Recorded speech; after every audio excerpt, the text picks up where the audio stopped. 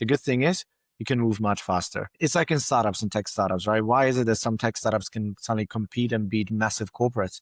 Because they move faster. You don't need to go through 20 different stages of decision making. You don't need all the stakeholders to agree and go through politics.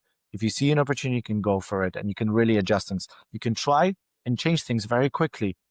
You can try something on a menu for a few weeks, try supply. If it doesn't work, adapt this. It's just having the data that can back your decisions. And there are tools at the moment that can give you lots of data, even if you're an SME. And being, again, savvy, I use that word constantly because as a business owner, whatever you do, whether you run a hospitality business, a startup, you name it, you should be savvy. And I think if you have this, you understand it, like my upside is that I can do things, change things faster, look at things faster, and really adapt. Secondly, as well, is if you're smaller, you can still build a much more powerful communities than the big ones very often. Sure, they have the big marketing budget, but they will always be perceived as these big chains, these big corporates. There's always be shortcuts on some costs on everything. You can make your place feel like home. And that's through the traditional, hospitality doesn't require technology as much, but really being the second home for these businesses, which they can never consider, a Nero or Starbucks to be that, right? No matter how much they try, because it's that perception.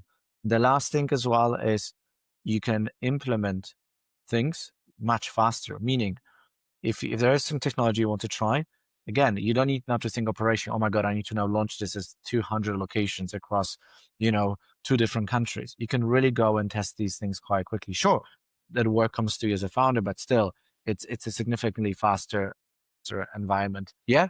And the last but not least, I wanted to mention here is how you choose your suppliers. If you're really big, sure, you have more buying power and negotiation, but there's only certain suppliers who can meet your demands. Here, you can try much more local artisan suppliers who might not be able to produce for 500 locations, but will be able to produce for 5 locations and much higher quality product. And then what it means as well is you should usually get away with charging a little bit more, actually, because people understand that if I'm paying to an artisan business that has an artisan local produced pastry or beautifully made coffee, I usually don't mind paying an extra 70p, £1.